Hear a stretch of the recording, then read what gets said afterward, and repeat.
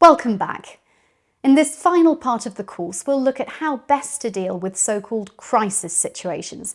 In other words, where the media calls upon you to update them or respond to a situation that's gone wrong.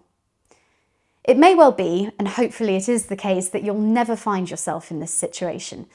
But these can be the most challenging media interviews, and it's important you feel able to deal with them should the situation arise. We'll also in this section discuss skills which you can use in any media interview, including how best to deal with questions you don't want to or can't answer. So first, let's take an example of a crisis situation and examine how mainstream media would respond to it. Think back to the story in the last module about transgender athletes being banned from competing in women's events. Imagine you're being asked to speak to the media on behalf of your sport about a similar ban on transgender athletes being considered by your sport in light of widespread protests after multiple trans athletes have competed and won at women's events. This is clearly a developing story and an extremely divisive topic, with the potential to draw you into conversations you don't want to have. The media react quickly to breaking news stories and will effectively phone bash through their contacts until they find someone who's willing to speak. In a breaking news situation, it's most likely that the news outlet will want to conduct a live interview, whether for TV or radio, as that's the most immediate format and the fastest to arrange. It's likely that this would be conducted remotely, so over the phone for radio or as a down-the-line interview for TV, which we looked at briefly in the first module. Since the pandemic, down-the-line interviews have been conducted increasingly using video calls on a laptop from home, as it's far quicker and cheaper for the news outlet than sending a camera operator to you. Now, we've all seen people pop up on a screen behind the presenter in a studio, clearly doing their best to frame themselves on camera, but it's an easy thing to get wrong. Simple steps will help you to get it right, so that from the outset of the interview, the audience forms the best possible first impression. First, let's look at the framing, as per this example. You want the laptop or computer camera lens to be at eye level. You may need to prop it up with a stand or books to get it to the right height. The camera should be at the right distance so we can see your whole head and shoulders. There should be an equal gap between each of your shoulders and the top of your head and the edge of the frame. Camera operators work on the rule of thirds, so that your eyes sit along the top horizontal line and your shoulders fall roughly in line with the vertical lines. This interview is not only well framed but well lit, with light from the front and both sides as well as the back. Crucially, you want to make sure you're not backlit by sitting in front of a window, or that one side of your face is in shadow, for example, where outside light is shining onto one side of your face. The best way to avoid this is to position yourself facing a window so that the light shines directly onto you, or by drawing the curtains and using good artificial lighting. It's also important to pay attention to what's in your background. Anything too busy, as with this Matt Hancock interview, can be distracting for the viewer. And it's important to warn anyone in your household if you are doing a media interview. We all remember the interview of the professor, which went viral after both of his young children, followed by his wife, walked in. So now we've prepared the visual aspect of the interview, let's return to the strategic thinking we talked about in the first module. In an interview like this, where you're likely to be asked difficult questions you may not want to answer, it's critical to know what you do want to say in the interview. Why are you doing it in the first place? What will you get out of it? It might be that you want to correct misinformation or use it as an opportunity to promote your sport and raise your own profile. Think clearly about what you do want to convey and formulate it into 2 or 3 clear key messages. For example, the sport is committed to ensuring fairness across the board and is looking at all the options to achieve that. Or, athletes will stand together to make the right decision for everyone based on the best evidence available at the time. Well, these are fairly generic statements that don't align you to either side of the transgender debate. Crucially, you don't want to be drawn into the trap of talking about topics you don't want to comment on. So instead, focus only on the facts of the story that are not open to any speculation. What is currently being considered by the sport? What are the next steps in their decision-making process, for example? Inevitably, though, you will be asked questions you can't or don't want to answer. So how do you deal with them? Let's look at an example where things go badly. But why are you so sure that there's no link between enjoying movie violence and enjoying real violence?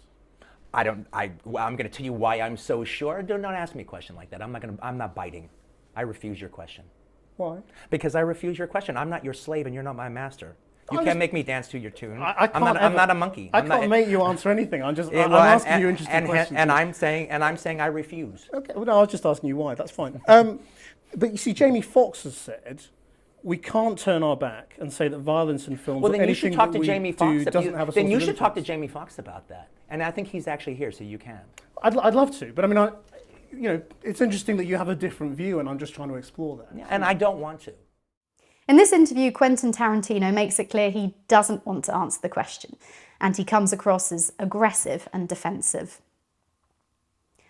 Unlike in a pre-recorded interview where you can, to all intents and purposes, pretty much ignore the question and give your own answer, in a live setting, the audience have already heard the question, so you do need to be seen to acknowledge it. You can do this using an ABC bridging technique. First, A for acknowledge the question. This can be as simple as saying something like, "I can see why you've asked that," or "It's certainly an important question." Then B, bridge across to what you do want to talk about using a bridging phrase such as "but" or "however."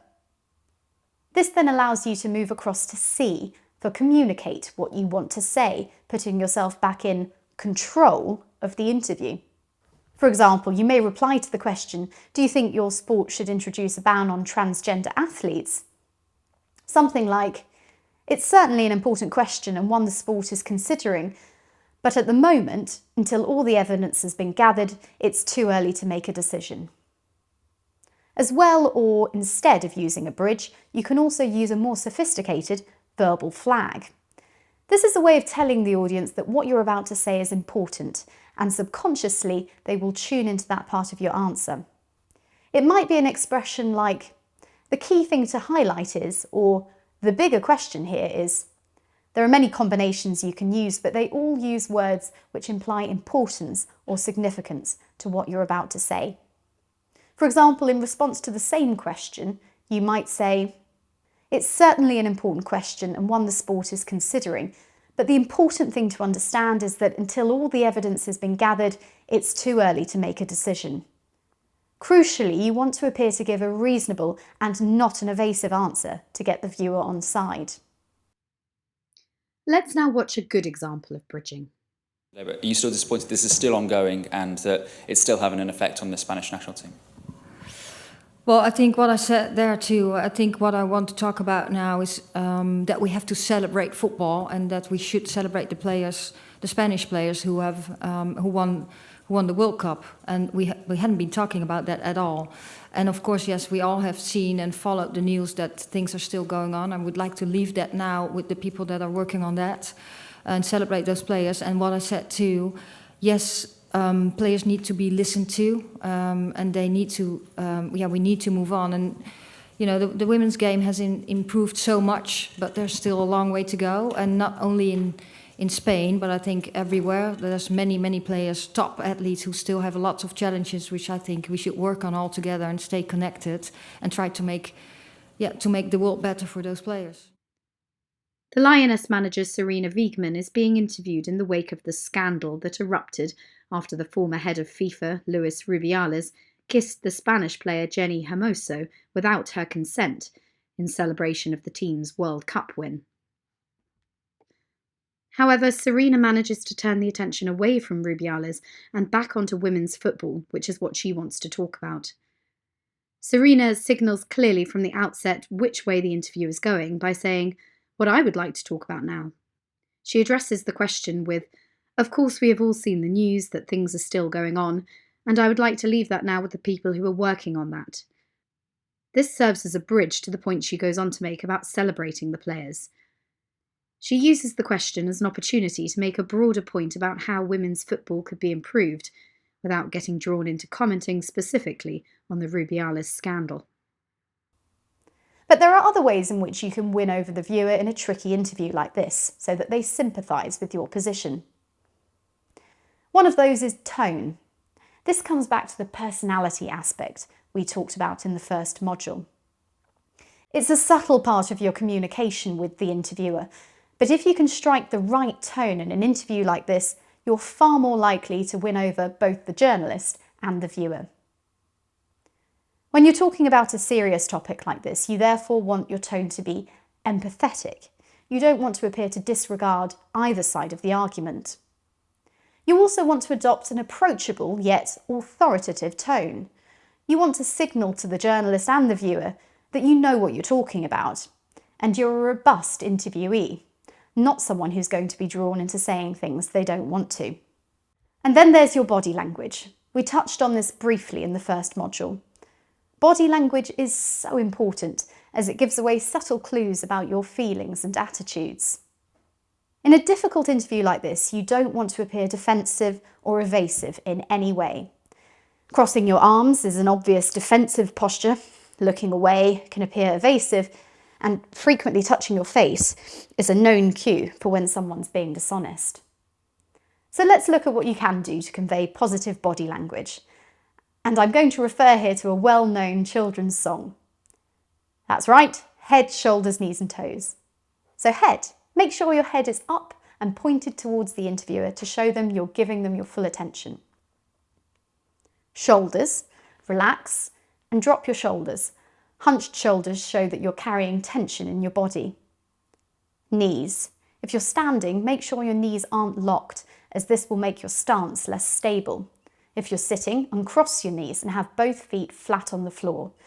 These postures will help you to ground yourself so you're able to breathe better during the interview and you're less likely to sway about, which will make you look nervous. If you do feel nervous, you can clench and unclench your toes inside your shoes. No one will see you doing it, but it's a great way to relieve tension. Eyes. Try to maintain natural eye contact with the interviewer without staring, which can feel overbearing. This conveys openness and honesty to the viewer. Ears. Listen carefully to the questions so that you can pick up on any cues in the journalist's tone that may indicate where they're trying to take the interview. Mouth. Where appropriate, remember to smile. It will relax you and help to win over the journalist and the viewer. And nose. Breathe. Don't forget to stop and breathe before jumping into your answer. So to conclude, let's summarise what we've learnt across the 3 modules. In the first module, we discussed the purpose of a media interview and how it can provide an opportunity for you to promote yourself and your sport. We've looked at the different types of broadcast media interviews within radio and TV, which can be live or pre-recorded. We then looked at how to prepare for an interview using strategic thinking and focusing on your language and personality. Finally, we looked at the practicalities of live and pre-recorded interviews, including how they'll be conducted, where to look, and what to wear. In Module 2, we turned our attention to selling a story to the media, discussing what makes a newsworthy story. We then looked at how you might pitch a story and how a news outlet conducts its news gathering process for a report. We then looked at how to get the most out of a pre-recorded interview, including how to influence what part of the interview ultimately is used by the journalist. In the final module, we talked about crisis management, how the media responds to a big breaking story, and what the expectations are on you. We then discussed down-the-line interviews, how they work, and how to make them look good visually. We then looked at how to prepare key messaging for a difficult interview, and how to handle questions you don't want to answer. Finally, we looked at how tone and body language can be used to your advantage in a challenging interview. I really hope that you've enjoyed this online media training course and that you now feel more prepared and confident to be able to engage with the media. Just remember that the journalist isn't out to get you. They're responding to the news agenda and doing their job. Win them over as an interviewee and feed them the story you want to tell. And you can turn any media interview into a success. Thanks for watching and good luck.